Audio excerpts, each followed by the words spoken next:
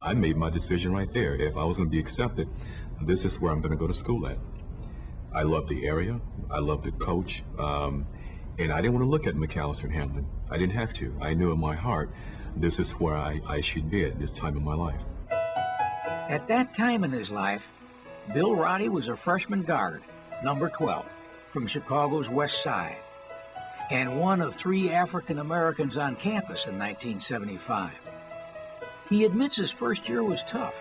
Classes were hard, the landscape was new, and so was he, especially to a few boys from the Iron Range. But Tom Feely, Steve Fritsch, and Joe Fitzharris were also there. They all took a sincere concern about making sure that I was supported. And I'll never, ever forget that. Because that helped me get through the whole process. Roddy's life process took him to a bank in Arizona, back to the Twin Cities, at Control Data and the Northwest Athletic Club, and as a volunteer at the Hennepin County Home School for Young Felons. We need somebody to be a mentor for us. We need somebody to help us when we get back into the community. So we designed the mentoring component. They said, we don't have a computer lab, we like technology. So we raised money and designed a computer lab. And then they said, we want scholarships to go to college. We set up a scholarship fund. And then a lot of them said, we want to know, how did you guys start a business? How do you do that? So we end up eventually adding on an entrepreneurial component where we show young people how to start a business. And so we can expand it where each resident from here, if they participate in the computer program, can be almost technically guaranteed a job in the parks. All this is the backbone of Osiris, a nonprofit started by Bill and his wife Gail in 1997, who both gave up big-hitting corporate jobs to accept less than $40,000 a year.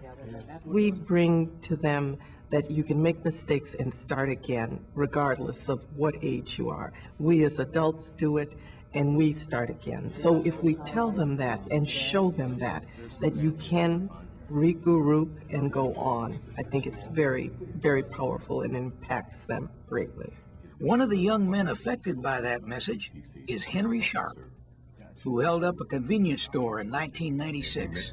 When I first met him, it was, I thought it was kind of like, hey, that's cool, you know, brother coming out, taking some time out of his day just to hang out with us without, you know, accepting any money for it or anything like that. So I could see that he was genuine. He was one of the best students in the class. And so that was a bonding mechanism that we used to establish a relationship. And when he transitioned back into the community, I asked his permission. I said, can I, or would you mind me continuing my relationship with you back in the community? He said yes. That relationship now includes Henry's company providing technical support for Osiris's computer labs at the home school and 16 park and recreation centers in Hennepin County. The thing about Bill Roddy is that he always remembers those who brought him to the dance and gave him what he needed. I see what we're doing is more valuable than anything I probably will ever do.